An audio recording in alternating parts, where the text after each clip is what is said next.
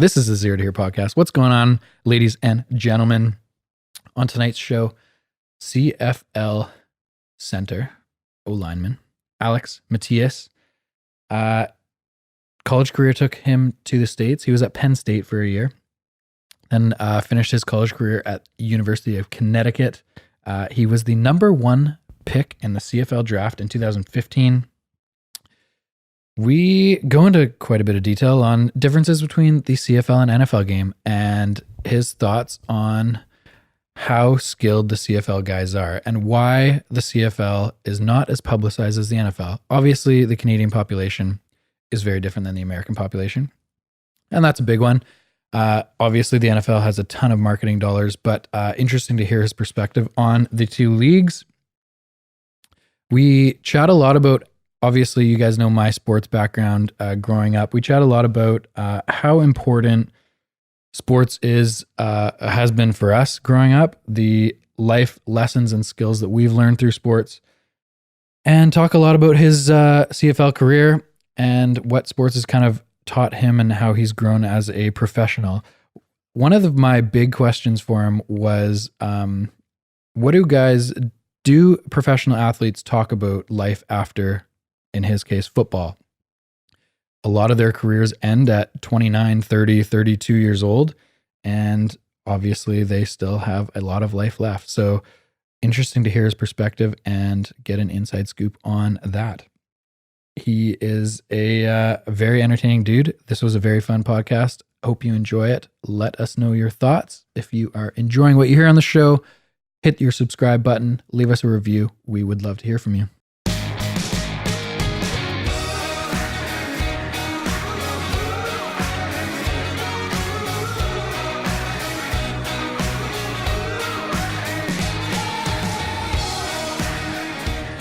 Carl just got back from a wicked hike. It was 6 days. Really? It was a West Coast trail. That beard's 6 days. Yeah. I started clean shaven and I love it. So many people comment on Carl's beard. I love it. Even on the trail, I was getting lots. Were you? Really? Eh? Not about your height, eh? Did you grow the beard specifically to hide the fact that you're 6'8"? To hide my weak chin. Yeah. Who's testing your chin? I'm doing a great job. Alex, thanks for joining us tonight, buddy. Thanks so much for having me. I am pretty excited. There's a lot of shit I want to talk to you about. I'm looking forward to hearing all the points. In town for 3 nights? 3 nights, yep. Yeah. Alex is one of the best linemen in the CFL, according to me. You're too kind. Too kind. The starting center for the Ottawa Redblacks. You've been there your whole CFL career, correct? Yes, I have. 5 years? Yeah, this is going on 5 this year right now. Before we get into football, because of course we're going to talk about football, you cabbed over here today. Yes, I did. And you made a snarky comment about the cab system in Vancouver. I would love you to share your experience, because I have some very strong opinions about the cab system. All I know is that I would just attribute that comment to being spoiled with Uber in Ottawa. Isn't it ridiculous how we don't have so Uber? Convenient, and it's just crazy that now, like, I don't even have the patience for 10, 15 minutes. So it's not necessarily on the cab. I'll let it out because you always got to complain about something else. It's never you, but it's just me getting used to Uber. Did you call a cab company or did you flag one? I tried calling, but they're just busy, so I just flagged one. Maybe because it's raining, it's a little busier. How many drove past you? Probably 25, 30. Yeah, it's ridiculous. Yeah. Do you know that we have Uber coming now? I did not know that. September 15th. That's like 3 days away. Well, there's a few restrictions on it over here. There's some ridiculous restrictions. So they announced this like a month or two ago, but then they're like, but wait, you have to have a commercial driver's license in order to be an Uber driver. Whatever, it's class 4, I think 4. It is. Yeah. So so a normal person can't drive, like in most cities and states. Yeah. You have to have a commercial license. So you have to go back and do another road test to get a commercial license. That takes away the convenience of like the whole reason of Uber. Yeah. So instead of everyone having the opportunity to be an Uber driver as whatever, you now they've limited it to what? 0.3% of the population. Oh my God. gonna be like harder to get an Uber than it is to get a cab. Then Exactly. Well, they're just trying to do stuff, whatever, to protect the taxi industry, which know. is so whack. I mean, like I don't know how much is going, like how much business the taxi industry is getting, but I don't know if it's worth saving something that's like dying and it's not going to get any more convenient. They really got to figure something out. But Uber works. Uber's just convenient. I just don't understand why they pick the cab industry to like have a big stand against. Like they didn't save bookstores when Amazon came, you know? Yeah. Like why is it the cab companies that they're so like healthy to politics. fight with? There's lots of politicians that are on their side just fighting for it. And that's the biggest thing right now. There's still like, is the taxi situation like completely dead in Toronto, Ontario? Are they still around or? There are definitely taxis and cabs still around. Yeah. But there are Ubers everywhere. And I mean, there's very few people that would cab. I know that at the, couple of years ago when they first introduced Uber, all the, like the taxi drivers were causing serious problems at the airport because people were getting Ubers to the airport. Like, taxi guys, there's videos of them putting like bricks through like Uber's windows. I remember, yeah. It's too much. Like how's that going to help you and your image, right? I have no clue. It just definitely doesn't help them at all. How many taxi drivers do you think are now Uber drivers? Oh, I don't know. That's a good question. I bet a lot switched over. Because I was in New York a couple of years ago, and obviously we'd just use Uber to go everywhere. And so we'd like stand outside waiting for the Uber. Whatever on your app, it says like 2 minutes away. So you go outside and we just like watch cabs go by with their lights on, just waiting for the Uber now. So it's hilarious, right? In New York, especially if like they do have cabs that are available. But I also think it's the convenience of like ride sharing. Like that's fantastic if you're going out like with your friends or leaving a party or anything like that. You can share a ride, split the fee, like a couple button. You know, amazing. Also, if you have a bad driver, right, you can rate them low, and it actually sticks. What's their option right now? You get a shitty taxi driver. You call the company. It's probably his friend or whatever, right? Nothing's gonna happen. There's no accountability. I've got into a cab downtown Vancouver, and they ask you where you want to go, and I say, "Well, I live in Burnaby," and they're like, "Get out." Yep. I'm like, "It's 15 minutes away." Like, no, get out. The cab driver that I got gave me that look when I stepped in. He was like, "Is that Vancouver?" I don't think so. Long pause. I had to puff my chest a little bit, make sure I stayed in the cab. But both cab drivers and Uber drivers that I've had have, for the most part, been terrible. Like drivers. Uber drivers too? As a driver, from my or as a experience, I'm not keeping personality? any data, but Yeah. As drivers. Okay. Because usually the Uber drivers are pretty friendly. They're pretty friendly, but the quality of their driving doesn't sync up. Fair enough. I only want to bring this up because it was announced today. We don't have to talk about it long. More so just want to hear your guys' opinions. Do you own a home? Yes, I do. You do? Okay. So Trudeau announces today, as part of his scheme to try to get re-elected, obviously affordable housing in the major cities in Canada is difficult to come by. Vancouver, Toronto specifically. So he's come out with this affordable housing, whatever it's called. And part of it is first time buyer program up to, I think, $800,000 or something like that.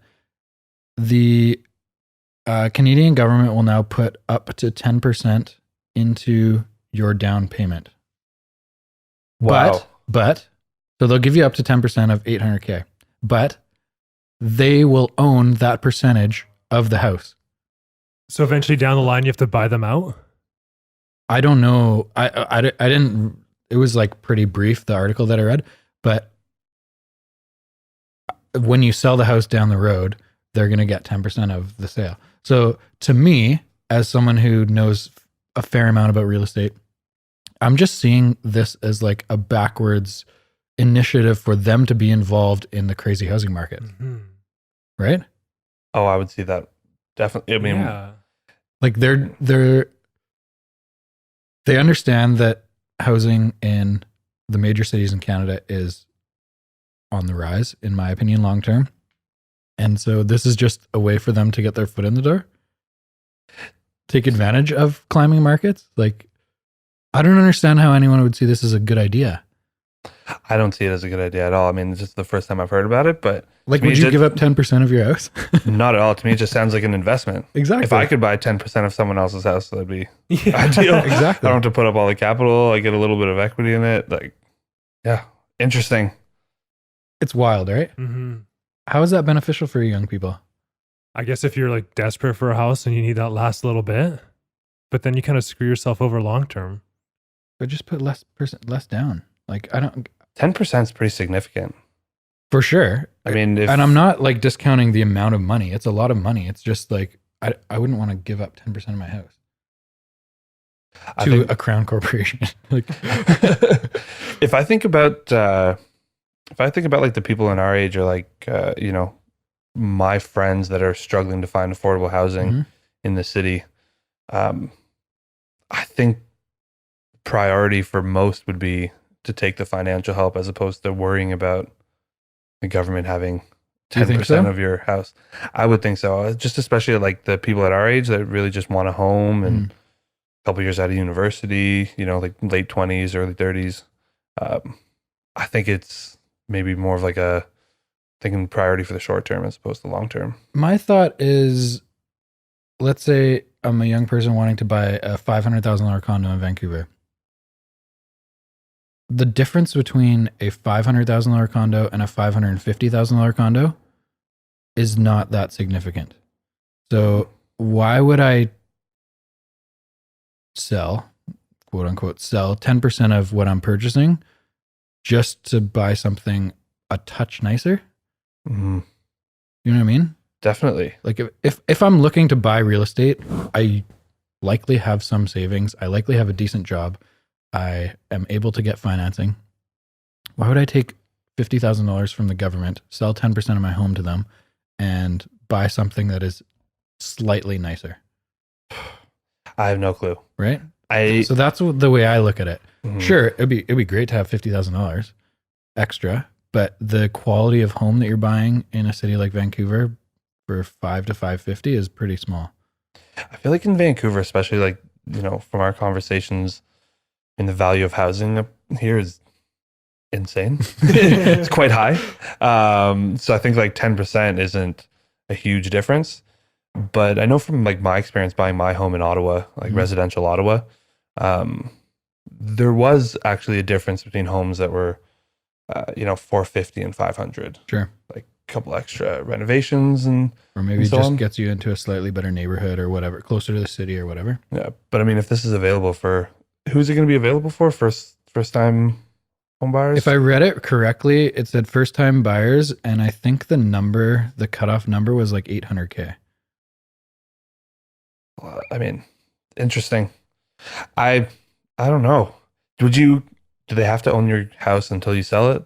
Like, I wonder if there's like a way that you could get out of It that. didn't Like, it's say just like anything initial help. about that. Like, it didn't say anything about buying them out in the future, because I assume if you did that in like 3 years after owning it, you would have to come up with some market value of your home at that time and pay them 10% of that, Mhm. something like that. I'm not sure. But it just seems funny that like they're going to be on title now. So it's going to be like Alex and Trudeau. Like, I don't know. True. Interesting. And I wonder who's going to use that. I wouldn't want to give away a piece of my house. Neither would I. Yeah. And then would everyone that uses this benefit have to use like a government certified or like an appraiser from them? Well, that's the thing, right? Can you So- even use your own guys, or is it all of a sudden now everything that's involved with your house has Well, to go through certain checklists? Do they Right. send someone over every once in a while to check up on their house? Or- And that's where it gets sketchy too, is like, if you use this program, you have to use RBC or you have to use Right. this, whatever, right? So then there's maybe some back end deals with that kind of stuff too. It just seems like a quick fix, kind of like, yeah, we'll help you, but they benefit so much on the other side. Mm-hmm. I don't think a lot of people are going to be having this conversation about the negative aspects of this. I think a lot of people are just going to think take so, advantage too. of it. Hey, free money. Yeah, free money, short term, especially if it gets you like a 4-bedroom as opposed to 2. Yeah. I know in Ottawa, if your lot's like, an extra 50 feet one way, That sounds terrible though. I don't ever want to get involved. It's pretty new. So I haven't really talked with many people about it. Mm. I'm curious to And see. that's I'm federal? curious to see what other people think. It's federal, yeah. How's that going to affect you guys? I don't think it will at all. No way. What about mortgage guys? Just an extra step for them? I like it's not even in yet. It's Right. just like he said, if we get voted in again, Oh, that's this is going to be part of our plan for affordable housing. Oh, so many people are going to use that. everything. Yeah. Oh yeah. my gosh. Interesting. If I were him, it's not a bad tactic. Because as soon as I heard it, I thought, this is bullshit. Why would anyone use this? How would you fix affordable housing if we were going to vote Build Denny more Dumas? shit and speed up the fucking permit process in Vancouver. Yeah. To get a building permit in Vancouver right now, take a wild guess how long it takes. 6 months? 12 to 18 months, Oh my God. That's so unnecessary. right? Jeez. Why is that? People are waiting 2 years to add an addition to their house or whatever. Yeah. So like How's the rezoning process is a nightmare. Like trying to put 6, 8, 10 pieces of land together and build condos is just a gong show. So you need to build more. Like we're unfortunately for a lot of people that have been in Vancouver for a long time and don't want to see more condos, too bad. It's a city that's growing. Too bad.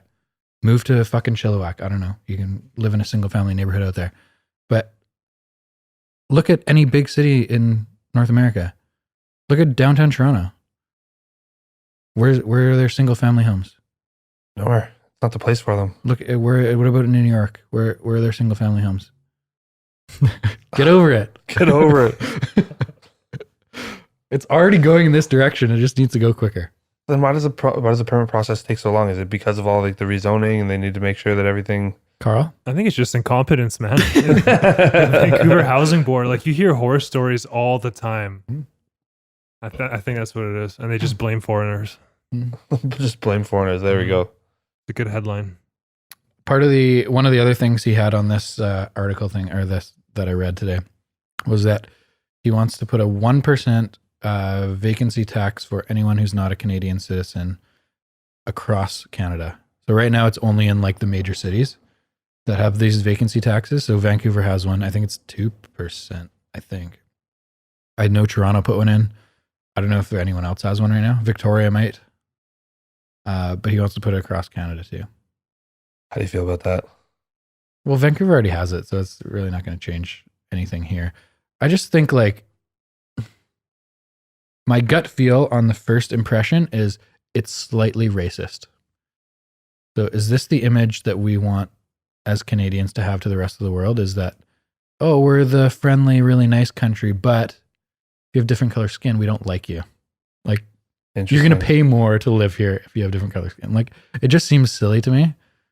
Like he's talking about bringing all these refugees over and paying for them to live here, but they can't own homes. That's interesting. I think that in like if it's a big city, maybe it makes a little more sense. So like but to make it completely across Canada, I don't understand why you wouldn't want to promote or like have other people move to rural areas or, you know, try to expand other like less populated places in Canada. Don't we want that? I agree. I don't know. That's I'm just unfortunate. like, a lot of this, it comes out of like, sure, housing market in Toronto and Vancouver blew up in the last couple of years, 2016, 17. So they're just like, oh no, Canadians are upset that the market's going up so fast. They're saying that there's too many Chinese people coming to Vancouver. We need to do something to stop this. Where they're not really doing much research. They're not really asking anyone in Vancouver. They're just like, oh, okay, well, some people are saying there's too many Chinese people in Vancouver. Let's put a foreign buyer tax out there. Jeez. And the way that they release those taxes too are just absolute craziness. The foreign buyer tax, they give us 4 or 5 days notice. No way. So it was in July 2016. And literally they just announced saying, oh, by the way, starting Monday, which was like 5 days later, there's going to be a 15% tax on any deal that closes that the buyer is not a Canadian citizen or resident of Canada. 15%. So we had to Wow, move I'd be a couple furious. completions up to that week. I mean, that's a pretty smart decision. I mean, like 15% of $1.5 million. Like, Yeah. that's serious money. I had Oh a my deal that was God, man. over 3.2 Yeah. that was closing like end of August that we had to move up to the end of July Otherwise to it- avoid this 15% That would have tax. been $400,000. Otherwise, the buyer just wouldn't have come. They're like, oh, fuck it. I'll just walk away. Oh my God. Yeah. And so is that still applied? Yeah. It moved up to 20%. Last year, they put it up to 20. You're jumping through hoops, man, just to continue doing what you're doing. Yeah. Oh Like, my God, man. We don't work with a lot just because of our demographic. We're like Canadian people that were born and raised here that speak English. Mhm. So most of who we deal with is like people that live here. Yeah. So we don't deal with it very often, but we had that one deal that we had to move up when they announced that tax, and we had 4 days to do it. Did you guys get it done? We got it done. It's stressful. Oh, absolutely. It was because it was a big deal. Jeez. And the lawyers, usually to close on a house, the lawyer will charge you like $1,000 to $1,500. I think both parties probably paid $5,000 just because they're like, we're pretty busy because a lot of people are doing this. So we'll do it at this price. And You're have allowed to. Yeah, they have to. You have to. I'd do the same if I were them. It's so crazy. I think that one of the guys that we used said he did more deals in that week than like the previous 2 months or something like that. Like it was crazy. Do you know how, like, what the percentage of homes in BC that were sold or bought by residents versus foreigners? I know what the media was telling everyone. Yeah. And I don't know if anyone has stats on that, but my thought is that it was 10% of what they actually said it was. Yeah. Like it was pretty low. That's what 10% of what they said. Jeez. Like they were saying it was upwards of 10% No, there's no way. of Greater Vancouver real estate transactions in 2016 that were bought by people that didn't live in Canada. And that is an absolute ridiculous number. Crazy. I would have said maybe 1%. Really, that's it. 10% Eh? is high. I don't know how you can come up with that number. Just take it out of nowhere. It was just like all the luxury markets, right? So like West Yeah. Vancouver happened a lot. West side of Vancouver happened a lot. Maybe like super luxury condos downtown, but that's such a small percentage of Yeah, that's actual real wrong. estate transactions. Mhm. And we had maybe 3 in that 1 year out of 160 deals. Like, So it's just Vancouver blaming foreigners. All I know, I do know that. I've heard that before. Yeah. Just in Vancouver, I'd blame all the foreigners. let's move on.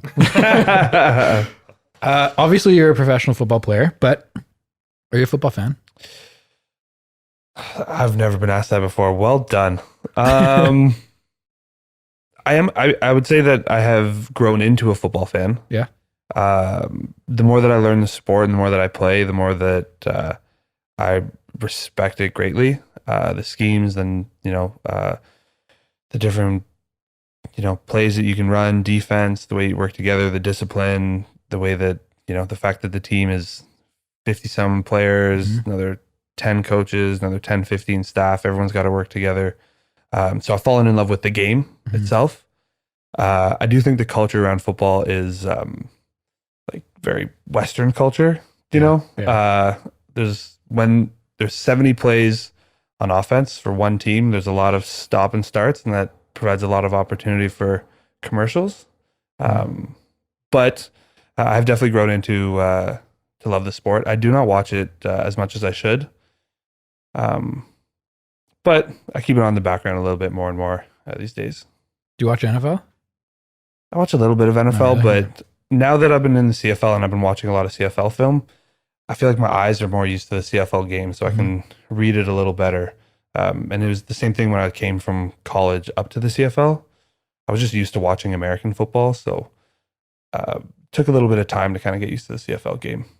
What was the biggest difference for you between the two games? Carl, that was the question I was Sorry. going to ask. Love it, guys. You guys are on the same page. The biggest difference for me was the yard on the line of scrimmage. Totally. Right. When I first got down to the States, I never really grew up very like physical, or I did judo for a couple of years, but I was never like a violent kid, which football is a violent sport. So when I first got down to the States, the contact and being physical, I really had a tougher time with. So the way that I kind of made up for that was my speed. So because in the US, the defensive lineman's right on the ball, as a center, I was able to snap the ball, take my pass set and at least get one hand on the defensive player before he can move. So at least it gives me a little bit of an advantage. So I started to get comfortable with that in the States, and that was really working out for me. And then I got drafted to the CFL where I could not do that anymore. So I had to find a new way to use my skills to kind of, dominate up here and do well. So it took a little bit of time to find a little bit of patience and to learn the timing. But after a few years, I definitely, I think I found it. Is there any of the different rules? Obviously, you grew up playing American rules and then played 4 years in the States. Is there any rules in the Canadian League that you don't like? So I'm a football player where I play offensive line and you tell me how to play offensive line. I don't have any time to concern about what plays were challenging, an interception or cutting or this and that. I kind of just, whatever the rules are that year, I try and follow it because that's where I need to put all my effort. If I were to say one rule that I'm not a big fan of, good, because that was a very politically correct answer. The only rule that I, have a grievance with is one that affects me. So cut blocking downfield for an offensive lineman. So for anyone that's listening, a screen in football is when the offensive line will roll out to the flat or they'll roll out to the open side of the field and they try and run downfield and block a defensive back. So an offensive lineman is usually 300 pounds. Defensive back's usually 180. So in open space, we are a little mismatched. So in the past, we had the opportunity of, instead of trying to get in front of them standing up or while running, we could kind of just run full speed and dive at their knees. And we can't do that anymore. So I miss that. It's unfortunate now on film, you always see these 300-pound offensive linemen just lumbering down the field, not doing anything, not hitting his soul. So I miss that. Is that a CFL change? Or was that American versus CFL rules? I don't know when they banned that rule in the States, but as of now, I think in both leagues, it is. Okay. You can't do it anymore. I grew up mostly watching NFL, and obviously playing high school football here is American football or American rules. The one thing I never really understood is why you get like an 8th place medal, I kind of say, for missing a field goal. Like, you tried really hard, you missed, we'll just give you 1 point. Interesting. But at the end of the game, it does make for some entertaining, whatever you want to call it, action. Let's say if someone misses a field goal, then that guy's like trying to punt it out of the end zone, and then someone's punting it back in the end zone. Those are always hilarious when it's like a tied game or a 1 point game or something like that at the end. But that rule, I never really understood why you get 1 point for not succeeding. For not succeeding 1 point. I like the fact that it brings in a little bit of like strategy. But I feel like there's way too much strategy for this 1 point that you're like fighting for when you should have gotten 3. Sure. So like we spend time on how to deal with that scenario, but I don't mind too much, except I just don't enjoy trying to explain it to Americans why it looks so silly. Just kicking the ball back and forth. They're like, what is this? Every single year we have like 15, 20 new Americans that are just losing their minds. Like, no, it's a respectable league, I swear. One rule that I find interesting that's a little controversial with like old football fans is, have you guys heard of the new rule that you can't rat kill anymore? No. So for anyone listening, rat kill is pretty much if you are going towards your own end zone and it's a peel back block and you hit someone, which ends up being like a blind side. So that's a lot of like the scenarios where people are getting hit and they're not, you can't see anyone because you're chasing the ball. And so they've taken that out of the game significantly. And sometimes like guys will lean their shoulder a little bit to make a little bit of a football play because you still have to do your job. You don't just want to stand there, but they're getting flags. So, people are having a really tough time with that. And old football fans don't like that because they feel like it kind of makes the game soft. How do you guys feel about that? So the rule is if you're running towards your own end zone, yes. So if you're running backwards. Yes. Probably takes a lot of injuries away. Like those guys that are chasing the football with their head sideways and they're just getting absolutely killed probably aren't getting up too quickly. You're completely right. Completely. So obviously football, one of the biggest problems is football in the last 10 years is how do we avoid concussions and injury? How do we prolong the life of our players? And so I think you have to take steps in those directions. Like the NFL obviously has gotten so careful about how quarterbacks are hit, right? You can't roll on them. You can't land on them, all this stuff. Can't hit them below the knee or something like that, whatever it is. I don't know. I think there are probably steps in the right direction. I'm sure there's a big gray area of when someone's running kind of on a sideline, right? Yeah. And just hits someone with their shoulder. They're not trying to kill them. They're just trying to steer them offline, and they're getting flagged for it. So people are probably getting upset about that. It was the same in the NFL when they changed the quarterback stuff and like falling on quarterbacks. Remember? Yep. It was like the first 3 games there was like 97 flags. Yeah. Clay Matthews had a big problem with that. Yeah. People were like, do I not even tackle him? And there was a bunch of YouTube videos about like how you're supposed to sack a quarterback now. Yeah, I saw a few of those. And one guy was doing them with his wife, I think. Yeah. And he just like basically gave her a hug and then just walked away and said, I'm so sorry. I'm sorry. I'm always for protecting the players, especially my background. Totally. Soccer, basketball, judo. It's always been, not as reckless, I guess, as football could be. But I know that when they changed the rules on sacking the quarterback, that some of the defensive linemen were complaining because they weren't following through on a tackle. Didn't like 1 or 2 guys get injured, or they twisted their knee because they were avoiding it being a dirty hit? I mean, if a rule really compromises your job like that, that would be tough to deal with and to work around. But that's the thing in sports is like when you're not going full speed is usually when you get injured. Exactly. Right? So if you're trying to pull up as you're going into a tackle, it's probably not very healthy for you. So I feel bad for those players, but if I think of football staying around for as long as possible, because I do know that it's a very dangerous sport, but now I absolutely love it, and I don't think that you can.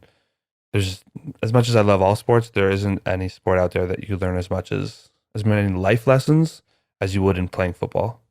So if rules are being changed for player safety to allow football to stay around in our lives and our culture a little longer, then I'm okay with that. I'm fine.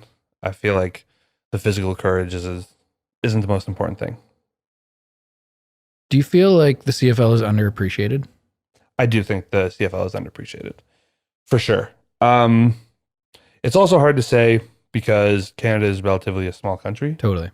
So there is only, there's so much of a fan base that's available, especially being that hockey's our main sport, but it's really good football, especially when you see a lot of guys from the NFL come up here and, you get a range of all kind of players. A lot of guys, struggle to get used to the game up here, or they don't really understand the schemes. Maybe it's a little too complex. But there are also, guys that come up here and compete, but I can't really think of any that have come up and completely, embarrassed everyone else, or there really isn't a big difference in talent. So the CFL is definitely an underappreciated league, and the difference in each team's fan base is, it's not consistent. So it'd be nice if that was a little more consistent across the board. You mentioned NFL guys coming here. It seems like it's difficult to cross leagues. Sometimes people have a tough time with it. There's probably not many cases of people going from CFL to NFL that have like done really well. Cam Wake is probably one of them recently, right? I don't know any others recently, like in the last 5 years, maybe. But then it's curious. So like, obviously the NFL has a lot more money. They spend a lot more money marketing. It's a crazy big league, but you don't see a lot of success from the guys coming the other way from the NFL. Well, most of them are getting kicked out of the NFL. Like Ricky Williams and what was that white quarterback guy's name? Johnny Manziel? Yeah, Johnny Manziel. He was the last couple of years. Yeah. But they don't have success in the CFL either. No. Is it just that different of a game that it's tough to cross? I think honestly, the biggest thing is that those are the only players that you're necessarily hearing about. Sure. So to shed a little bit of light on the structure of a CFL team, half the roster has to be Canadian and half has to be American. So it's, it's pretty even in that sense. But of the starting offense and defense, so 12 on offense, 12 on defense, 24 players, only 7 have to be Canadian. Okay. So it is predominantly an American league. So you might not hear about all the players that come up and, do well, but there are a lot of them. Okay. Because the game is primarily played by Americans. And there have been a few guys that have gone from the CFL to the NFL. Deontay Spencer, Okay. he was with Ottawa last year, and then he was with the Steelers, got cut. He's with the Broncos now. I hope he continues to do well, and I hope they keep him there. But I can't really think of any like big names that have necessarily gone down there and been like franchise players. Or we have Canadian players that have either played CIS football or NCAA football that have stayed down there and done quite well, which is very promising. But at the same time, you kind of want that talent up in here in Canada. Do you like those Canadian rules that you have to have, 21 guys on the team or something like that? So half the team's Canadian, and then like 7 of the 24. Like, I'm okay with those rules. I mean, I haven't been around long enough to have seen like over the past few CBA arrangements how it's changed. But with this year's new CBA, trying to figure out the ratio issues and how many opportunities Canadians should be given or Americans has been interesting, because we all have opinions on what we think is best for ourselves. My only thought is like, why does it matter? Why does it matter if you're from Jamaica or the States or Canada or wherever? Like, why isn't a sporting league just built around the best talent? It's a good question. Right? I mean, I almost don't want to say it, but I do think that part of it is just to secure spots for Canadian players. Sure. Because I think in the sport of football, especially the fact that there's pretty much only 2 countries on the planet that play it, and then Canada 36 million people, then the US where it's 350 or 360, and they're absolutely insane with football down there. I just think based on the numbers that they would kind of come up and take over. So I'm okay with it in that sense, but for other sports, I do think that if you can come from all around the world, and there are other leagues where you can yourself go play, but the fact there's only CFL and NFL, and I'm Canadian, let's keep these Canadian spots because I'm enjoying getting paid. Where did I want to go from there? I don't know. Why am I drawing a blank? Well, I guess we can cut out this awkward pause, Carl. I don't know. Let's. Why do you think the CFL is underappreciated? Why do you think it is known as a second tier league, even though necessarily the talent isn't second tier? But why is it? Like, why are budgets so much bigger in the NFL? Why are TV rights so much bigger in the NFL? Why are guys getting paid $7 million versus a similar talent in the CFL getting paid $150K? I mean, I think the fan base is also affected. The fact that it's, America's favorite sport in the States. I think that that's a big factor. And the production value in Canada. I mean, every time I watch a CFL game and I see the logos plastered all over the field, I know it's necessary. And the more you understand, it's, you have to have it there, but I think it kind of cheapens our image. I think that's a factor as well, the way we kind of brand the CFL. And it's just Canada. And I mean, the way the US does everything is just so extreme. So much showmanship and flash. I also think it's, football is a sport where it can consume people. Absolutely. And you can consume it easier, or you're stuck in football if it's the only thing that you like to do, if you don't really have other options. If I'm saying this correctly, I feel like in Canada, there's a little more freedom. There's a little more activity. I feel like people are a little more open-minded, just, our policies and immigration and what we have available, and education as well. That's a lot more affordable. Whereas I feel like in the States, there are options, or for middle to lower class, there are a lot less options. So I feel like it's easier to kind of get consumed with football and just spend all your money, time just into that. So I feel like from a culture standpoint, football kind of takes away from maybe people's opportunity to find their own happiness or individuality. But it does help with the sponsorship money in the States. And that, I think that's probably a factor. It's absolutely just built into the culture. Like you watch, I don't know if you've watched any of the Netflix, like high school football shows. Have you? I've watched a couple of them are legit. Oh, well, which ones? Well, the new one that I like, I'm one season through is, I think it's called QB1. Okay, I'll check that out. It's like following, there's, I don't know, it's obviously following quarterbacks. QB is the name of the show. But there's like 4 quarterbacks and it kind of follows their senior year. So it shows a couple of the big games. It shows kind of the behind the scenes, shows them getting recruited and like picking schools and all that kind of stuff. But just the culture, how obsessed with football they are from like grade 9 high school.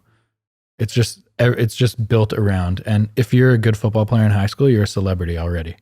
As like a 13, 14, 15-year-old. It's crazy. The whole town usually comes out for the Friday night games, right? Like they get like 5,000-6,000. Yeah. There was a couple of games that they showed that a couple of the top 2 schools in the high schools ranked in the state in all of the U.S. played against each other, and there's like 15,000 people that go.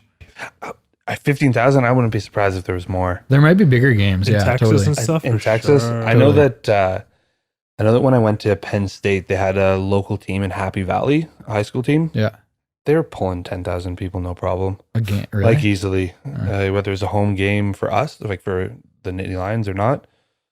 It's just crazy. Like they just love it so much. And I just don't understand how, even though like a high school player can have so much fame, attention, but they can be so one-dimensional as a person.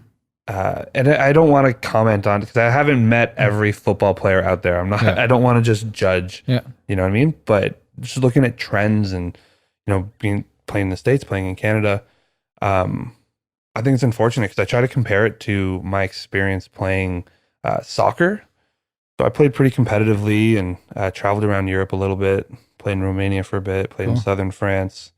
And one time I was there for a tournament for like 14 days or whatever. When I was a kid, I must have been like, 12 or 13. But there was a 12-year-old kid that was staying at this facility for a professional team, for like one of the feeder teams. And he was living on his own, going to school on his own, I mean, clearly at 12 years old, he's being picked up already by a professional football player. But I mean, I don't know. It doesn't consume them over there. It's, soccer players, I'm sure it's important, but, it doesn't completely identify who they are. Totally. I think that's maybe because, socially in the US, if you're an athlete, you can kind of get away with anything. You're a little bit of a demigod. It's false. But if it helps sell tickets, then that's great. But I don't know if I'm willing to sacrifice the culture we have up in Canada for a couple extra bucks, or just, to have a little bit more promotional value in the CFL. Mm-hmm. How much do you think the rule differences hurt the CFL? I wonder. The rule, how it affects like fans, how they watch it, or how players assimilate. If an American just tunes in and starts watching the CFL and he sees like the 3 downs, the wider fields, all that, how do you think that affects the game? Now that you say it, I would think significantly. The way that I kind of explained, going from NCAA from US to Canada, getting used to that game, and then now when I watch NFL football, I don't enjoy it as much. I can't blame a culture that's grown up watching football the exact same way for however long, and then now they tune into Canadian football. I mean, right away off the bat, like you said, when you change the channel, it's cool. It's a different game. You don't really understand the waggles and different blitzes, the extra man. Adds the complexity to the game. Yeah, all the motion, all the receivers running towards the line before the ball snapped.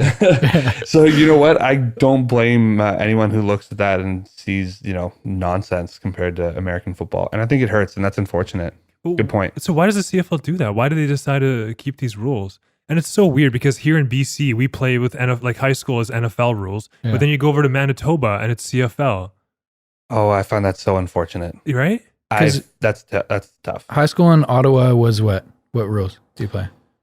I seem to remember. I think we were Canadian rules. Oh, really? Okay. I know that all like of BC plays American rules in high school really. football. Yeah. I know that some club football we played when we were younger, it was American rules, but the older we got, it turned into Canadian. If I Really? seem to remember correctly. Okay. Could be wrong though. But it's unfortunate because I feel like if the rules were the same, then it would be a lot more consistent. And maybe we get a few more fans, especially with our schedule. I mean, Americans are hungry for football when it starts coming to your the summer and June fall. to November. Yeah, June to November. May or June, yeah. So they can get like an extra 3-4 months of football in. Mhm. Now that you say that, that's like going through my head. I'm gonna start maybe pushing for rule changes, get some more fan base up here in CFL. Because one of the things I was going to ask you is like, how does the CFL gain more traction? Does it have more upside potential, or is it limited because Canada is only 30 million people? I think it's limited a little bit. Because I would assume that the viewership outside of Canada is super small. So one of the I'm just assuming. I have no data to back that up. I'm assuming as well, but I think you are pretty spot on. Okay. So one of the things this year that was part of the agreement was trying to expand our league, like overseas and in Mexico. I see that as a waste of resources. I mean, I don't know, anyone that's really traveled around the world kind of understands that the rest of the world has a little bit of disdain for, Western culture. One country more than another. So, and I mean, football is kind of, wraps American culture or Western culture up. So I don't think it's worth really pushing it anywhere else. I think we kind of have to focus at like where we are now and try to make it engaging for the younger fans. Totally. Yeah. You mentioned, well, talking more about like growing up in the States and kids growing up in the States playing football, but they're so one-dimensional. I'm always curious in professional sports. It's interesting as an outsider, someone who played sports growing up, understanding that if you pursue a professional sports career, your career ends pretty early in the scope of your life.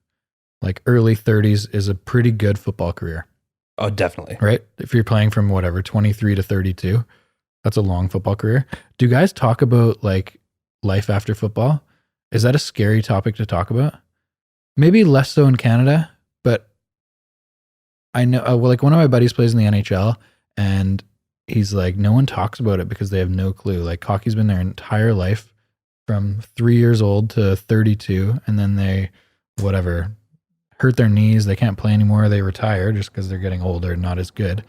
And they're just lost. They don't know what to do. Is that something like you guys talk about in the locker room? I think it changes.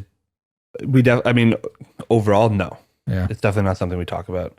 You're here for football. You're here to play football. That's your life right now. It's always been your life.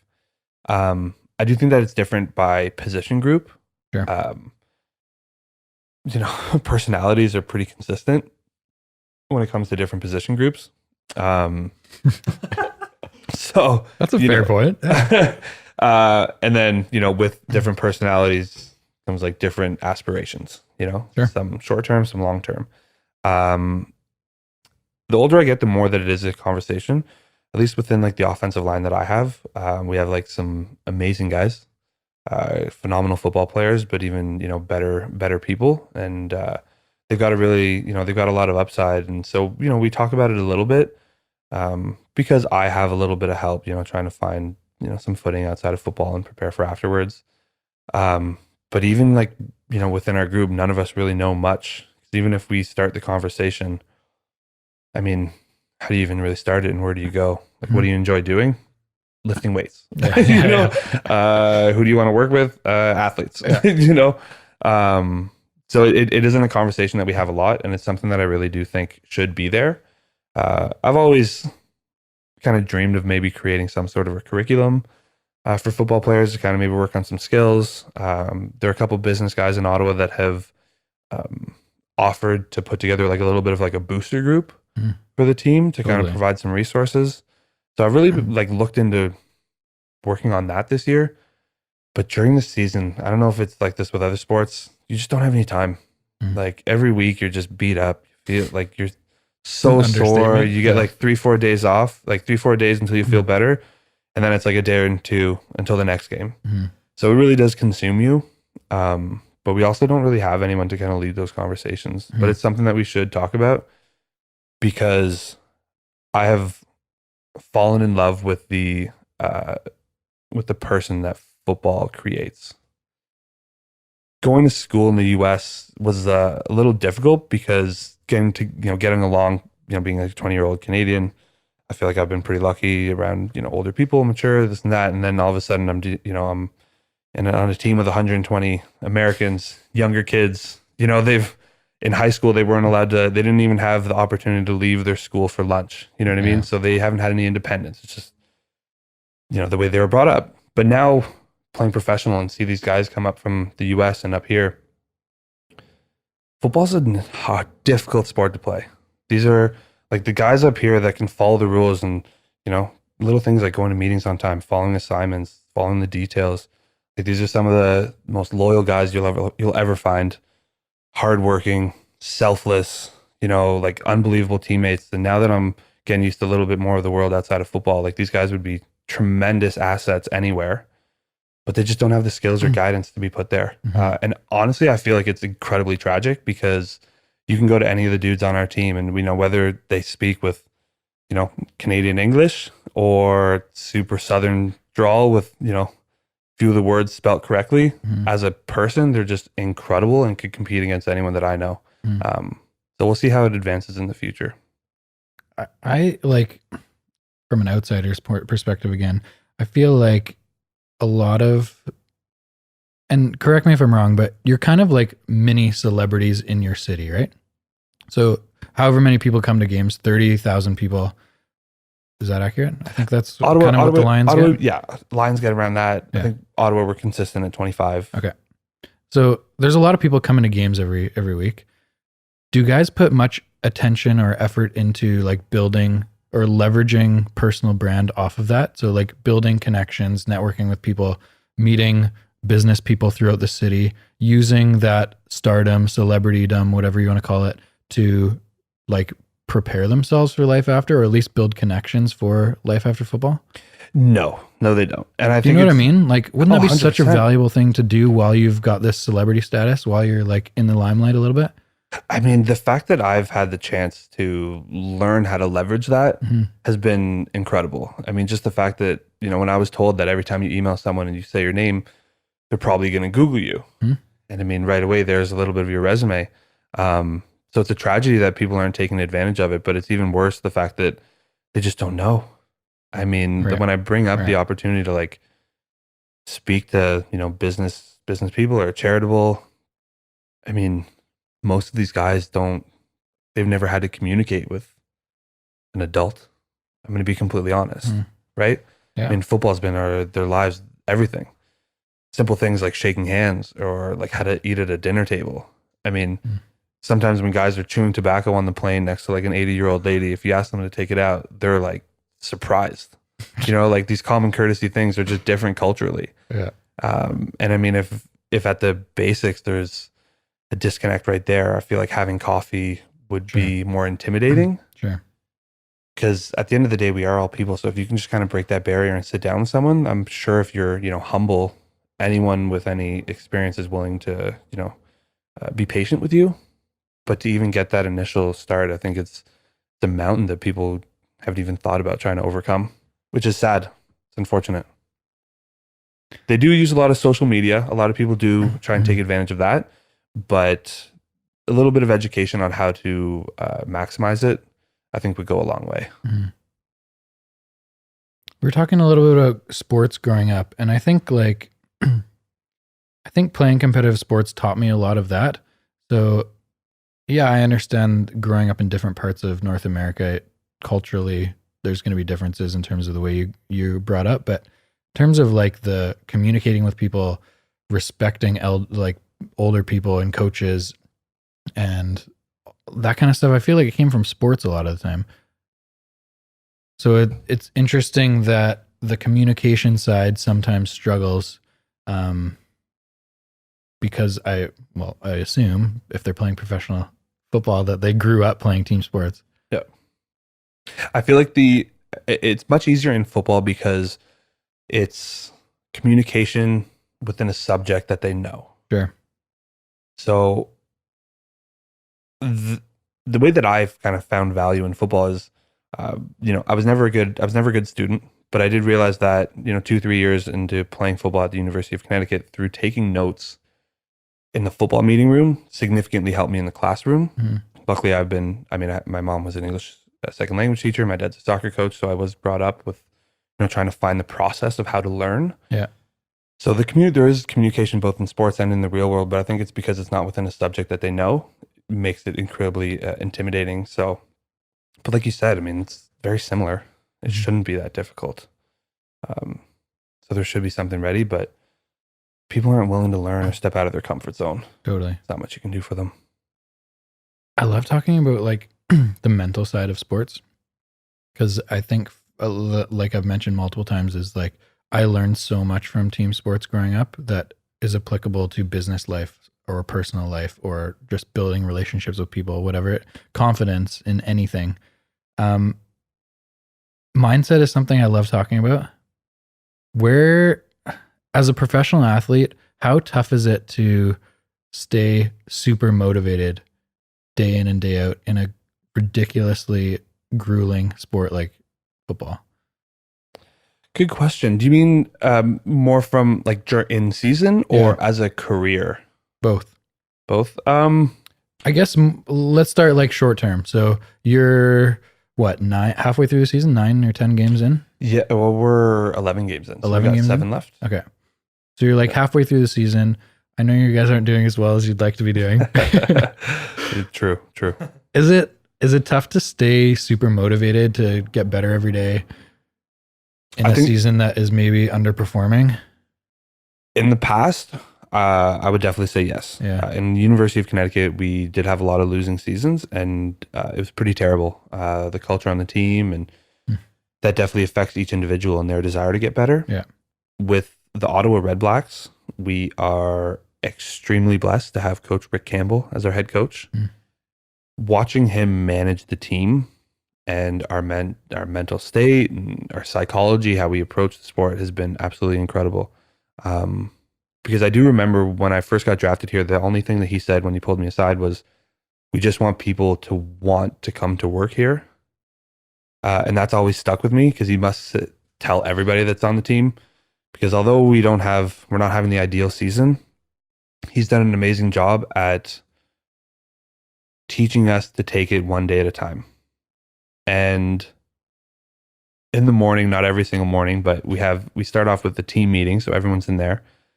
And when he introduces our special teams coach, he introduces him as if he's a DJ or as if he's like a performer. Because everybody get off your seats for Coach Bob Dice.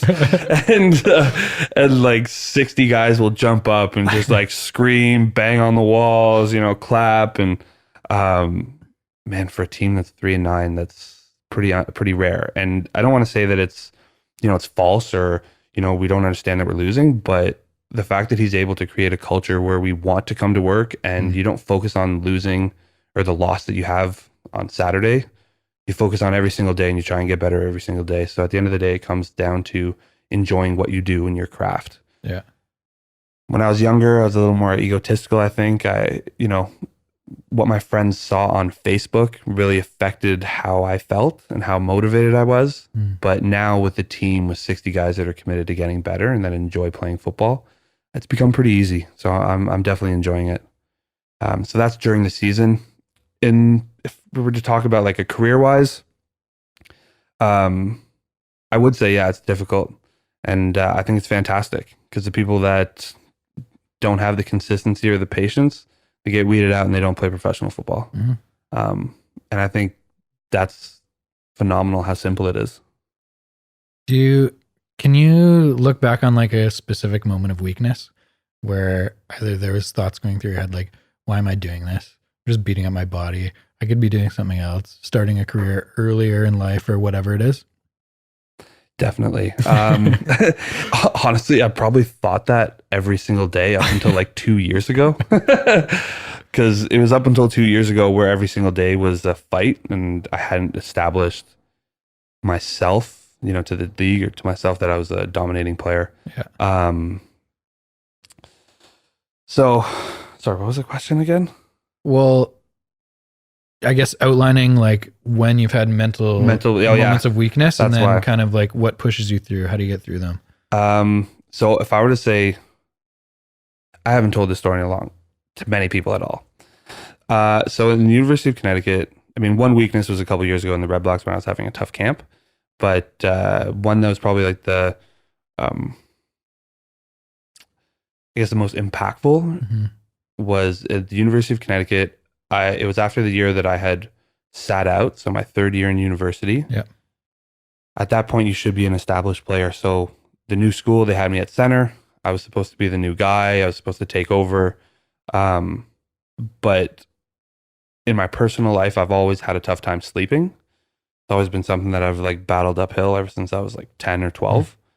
And with the stress of camp and trying to be everything that you've always wanted to be, I just like wasn't sleeping during camp, and that's tough when you have 2-hour practices a day. So by like day 3 or 4, I was just like hallucinating, man. Like so stressed out. My whole identity was wrapped up in the success that I had in football, which at the time wasn't a lot.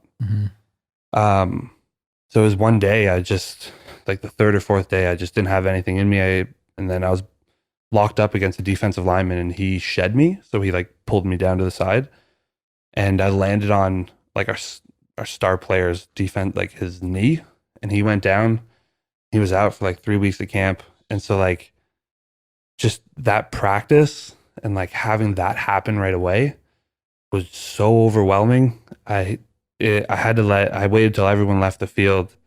I like walked to like a little bench on the side, like just broke down. Because at that point, you don't really have anything else.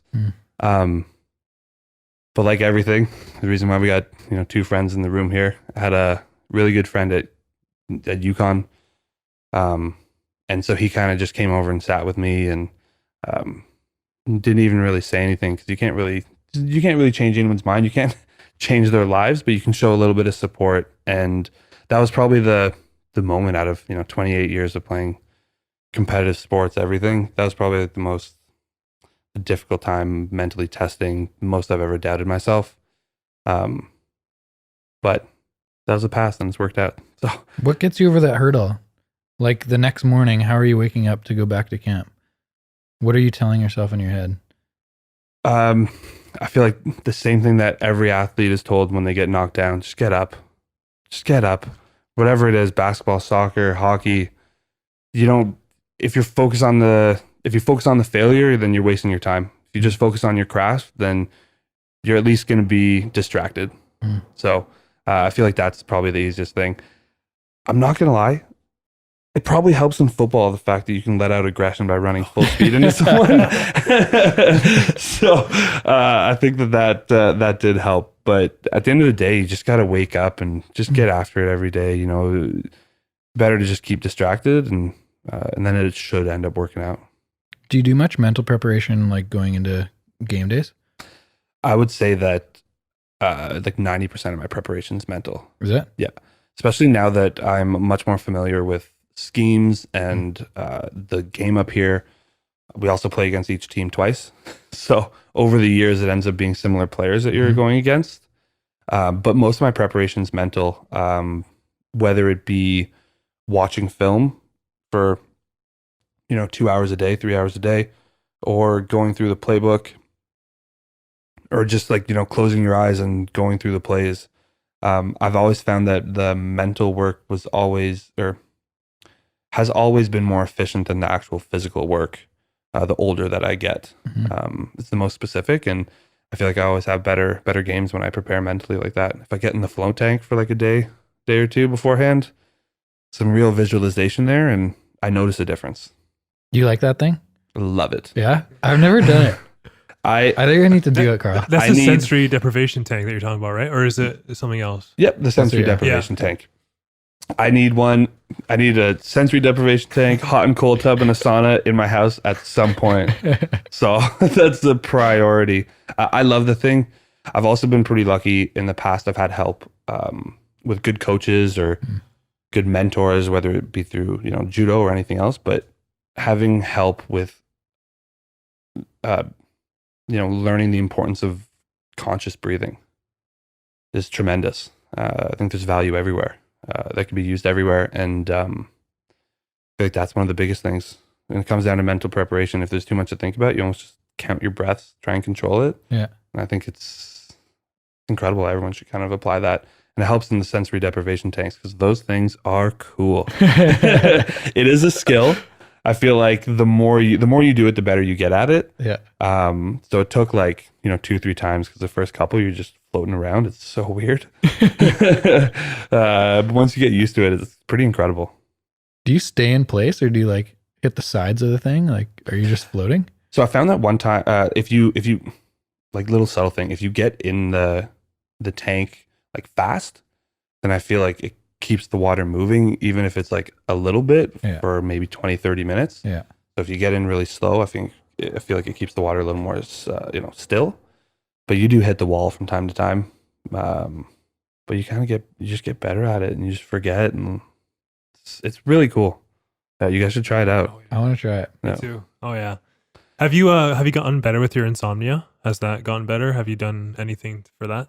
Yeah, I've done a few things for that. I mean, I took advantage of the mental health resources at the University of Connecticut.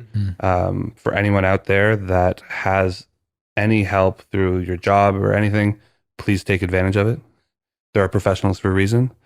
And the best way that it was explained to me was, as an athlete, I train every part of my body, cardio and anaerobic strength. Might as well get a coach for your mental state. So through a lot of that, it's definitely helped a little bit. And if I float, I do have better sleeps, but it's a whole book of paths that we're trying to cross. Yeah. I'm assuming as a football player that gets beat up once a week. I do the beating up. But you're right. Physically, you're just probably, you know what? I played quarterback in high school. I feel like I respected my line a lot and said thank you a lot, but I wish I did more for them. Looking back, and now I'm a huge football fan too now. Well, specifically the Seahawks, who potentially are going to be Super Bowl champs this year. I called it first. Don't worry about it, Carl. DK Metcalf is legit. He's a new receiver. That's cool. He's a freshman, or he's a rookie. If Brady's still playing, he's got a shot. No, Brady sucks. I'm sorry. No. He's 49. Doesn't matter. Go home, man. I don't like that guy. No. I was telling Jordan the other day, if I ever saw Russell Wilson in the street, I'd give him a kiss. I'd straight up kiss him. And then she's like, what do you think of, or we were talking about the Patriots, and she's like, what do you think about Brady? I was like, I punch that guy in the nose. Lots of people say they would. What was I saying? I don't know. Oh, respect the O-line, man. Fuck, they don't get any glory, but man, what a grueling position. Every single play. As quarterback, let's say 50% of the game, you just take 4 steps and hand the ball off. Sure, it's a little more technical than that, but I'm paraphrasing. But you guys are just getting beat up every single play. So it's got to be so grueling on your body. It's definitely, it's tough on the body. I mean, defensive linemen or offensive linemen for sure. And that's one thing that I feel is overlooked greatly, is the fact that you have to take into account that almost every football player that you watch that's playing professional football is broken in some way. Yeah, totally. They're not playing healthy. Yeah. This is not like if you have a little bit of a calf strain, you're not playing. If you have a broken finger, you're playing. If you have a broken ankle and you can tape it, you're going to play. Well, how many O-line guys have their whole arm taped up, right? They got one mallet and one hand. Just put a little extra weight, swing it.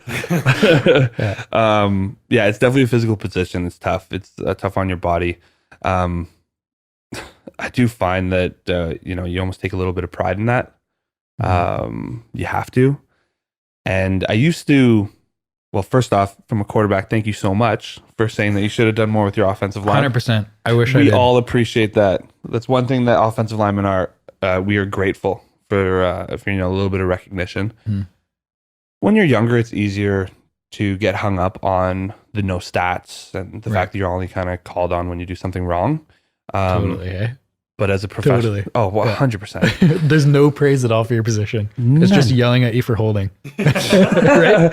Yelling at you for holding, and then the running back just gets these 200 yards by himself. You know, like nothing, no one in front blocking for him.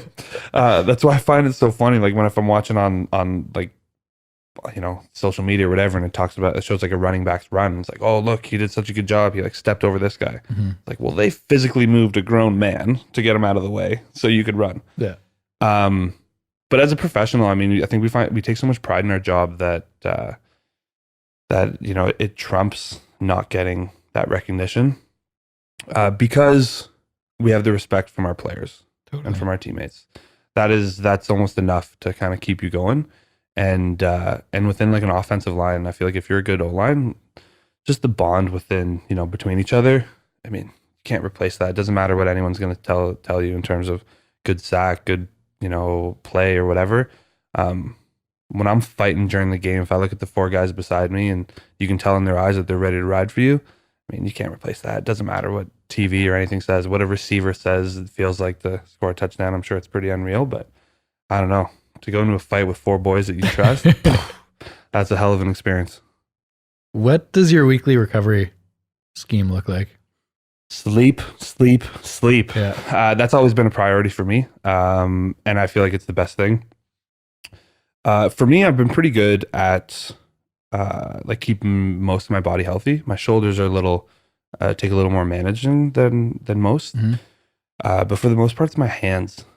So my weekly recovery, usually 2-3 hours a day.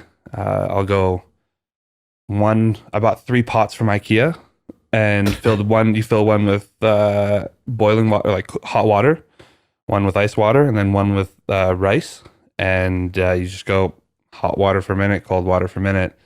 With your hands? Yeah. Interesting. You just rotate that maybe like 10-15 minutes to get like fresh blood and movement. And if you're doing that before you're going to get your hand in the rice bucket, you're going to do more hot. You have more blood flow, your hands warmed up. What does the rice do? It provides resistance.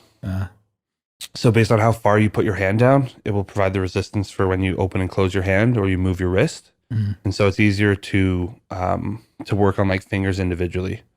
And so I'll probably do that for like 10-15 minutes. And then I've got a couple other like grip things or, hand dexterity exercises. Then once your hand's a little bit sore, you go hot and cold for another 20 minutes. And you sit down for another 30 and then you do it all again. You just do that all day, every day until you fall asleep. Do you use any like supplements, painkiller type stuff after games or no? Not so much. Yeah. Do many guys use like cannabis, like CBD oils and stuff like that? Definitely. Yeah. A lot of guys do. I wish we got a little more help with that, a little more guidance. Even just the education on it is so minimal, right? Yeah. Because it just came legal in Canada, the research is so small. Which right? should be much bigger. Like I'm pretty lucky because I have like a relationship with the team doctors. I mean, I've been there for 5 years, and I'm more than happy to kind of put myself in a compromising position just to kind of better my health. It always ends up working out. But there should be a little more information on this because whether it's CBD or not, they haven't really tested for cannabis in the CFL for a long time. And just from my experience, I noticed they haven't, hey? I didn't know no one. Yeah, that for a long time. Okay. And I mean, I can't think of any players up here that have ever itched for any opioids or anything. I mean, well, based on how beat up you are, you'll take some Advil and Tylenol. If you're really beat up, the physicians or whatever, they'll give you some Toradol. But for the most part, I mean, if you're sore for a day or two, people are pretty content with, a little bit of cannabis. And then after a day or two and a couple 11-hour sleeps, like it makes a difference. You do get back. So interesting you asked that question. Do you use cannabis? I do. Did you previously use painkillers? No, okay. I didn't previously use painkillers. Okay. Are guys like kind of making the transition from painkillers to cannabis? Or is it just a separate product that a lot of guys have been using for a long time anyway? I think it's a separate product that a lot of people are using. It's just new in CFL. Sure. If you were to, like, I would really like to see if in the NFL they gave them some education and some resources for cannabis, how much that would take over the the opioid crisis, because they hand them out like Smarties down there to the players, and it's pretty sad. So if there was and more than just kind of like the pain management, the stress management as well, like psychologically, all sports, but especially football, takes so much out of you. So in my experience, like with younger guys, I mean, sometimes, for lack of a better term, you kind of want to get fucked up, or you want to enjoy your day, like it's a Saturday and you can't really party. You're away from home. You're away from your kids. You can't really drink because you'll feel it for 12 hours afterwards, being that, like, our bodies are pretty well-tuned machines. And so, like, in the States, when guys couldn't smoke cannabis and they ingest it or whatever it is, and they're getting drunk or they're doing whatever they can get their hands on that'll be out of their system in 3 days. Whereas up here, like, everyone's pretty docile. Everyone's pretty, in terms of football players, guys on the team, like, there are very little issues. Not a lot of people have to, that are in trouble or anything. I haven't seen many negative, other than the fact that maybe some people who are inherently lazy or aren't good teammates or loyal to each other, I think that's affected them. But those qualities are probably already in them right away. So I love that people in Canada can use it, because it's pretty awesome. What do you think, Carl? That's pretty good because, like, the NFL has been super, super strict with weed for like forever now. And it's just, I don't get it. Like, is it still? I also, it's still, because it's not legal across the country, right? Yeah. So from what I've heard in my friends or people that have played in the NFL, unless you have like previous infractions, they don't test you during the season. I think it's like an initial test before the season starts, which a lot of people still fail. So I think that it's like they don't agree with it, but I think they do understand that it's really tough to kind of eliminate. But just the fact that there's still this, it's still looked down upon is tragic, honestly. But I do think that in the NFL, a lot of these guys are smoking pot. Ricky Williams. Come to the CFO. What's your prediction for tomorrow night? Prediction for tomorrow night's a big old dub for the Redblacks. We made some changes and we keep on progressing, and guys aren't stopping fighting yet. And sometimes it's nice on an away trip where everyone kind of gets away from their families and maybe they get a couple hours of sleep, maybe a little bit more preparation. So I'm really excited to get going, and we're definitely gonna come out with the win tomorrow. Traveling a lot. Do you like being on the road? Because I feel, you can tell me I'm wrong, but I feel like there'd be a lot of downtime, especially if you're here for 3 nights. Like, you're practicing a few hours, maybe a day. You're probably watching film a couple hours a day. Then there's a bunch of hours that you're just gonna, like, what are guys doing the night before the game? Going out for dinner and just kind of laying low? Yeah, going out for the game and laying low. There isn't a crazy amount of downtime just based on like how they schedule the traveling. Yeah. You maybe have like a couple hours every day. Maybe guys will go to a casino, or maybe a few guys will go out. Sounds dangerous. Hopefully they do that after the game, not before. But yeah, there's a little bit of downtime, but not that much. I don't mind traveling. But I would much rather like travel in style, or not sit next to someone. So sometimes if there's like, in the seats, in the rows of 3, if there's a middle seat open and a football player on each side, whereas I might be sitting next to someone, I might pay one of them to sit next to an open seat, because to me it's worth it. Plus, I love traveling to Vancouver because the sushi we had today. Every time we come here, it's out of control. What sushi place do you go to? Kadoya. Is that downtown? Where is it? It's on like Davies and Burrard. There's just so many good spots, man. Down the street from us, and someone who's like played in CFL for a long time suggested it. Good. And I don't mind traveling. I'm hanging out with the guys and so on. Mm. If I had a family, I think it'd be a little more difficult. Totally. Yeah. Sweet. That's all I really got for you. Well, guys, thank you so much for having me. It was a pleasure. I'm Really excited appreciate to come see you play tomorrow. Yeah, man. 4 tickets. Super pumped. Yeah. Carl's coming with me. Awesome. Yeah, I'm pumped too. It should be good. I'll pumped. I'll spray some water up to you guys or something.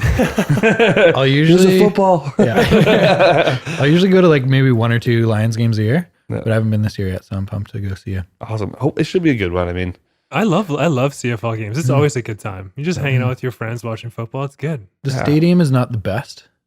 Like it's just too big. Like it's Huge. 60 something thousand seats. It's crazy. I don't think they open the upper deck anymore, do they? No. Just for like playoff games or something. But yeah, it's a little bit big stadium, but they're always so much fun. Like And- fans are hilarious in Vancouver. are they? Oh, people just get hammered at CFL games. Yeah. Interestingly enough, the Canucks games are not good anymore. What? It's so corporate. Canucks haven't been very good for a few years, Mm-hmm. which obviously brings the fan base down. And so I went to 1 or 2 maybe hockey games this year, and both were like half full. And it's like Really? a lot of corporate tickets. And during play, it's just dead quiet in the arena, whereas CFL games are a little bit more of a party. Yeah. Yeah. Which I would, if I'm a fan, I'd want it like that. Yeah. Like totally. the corporate stuff, it's people are just getting tickets because their businesses have them. Exactly. It's like not real. You don't feel any emotion or anything like that. Even though and both the BC Lions aren't doing that great this year, Mhm. and the Redblacks are not doing that great, but we're still gonna fight to not be the worst team. Totally. Yeah. So it should be a banger tomorrow. That's what kind of like got me to fall in love with the Seahawks is just that stadium is unbelievable. It's like no other sporting environment I've ever been in.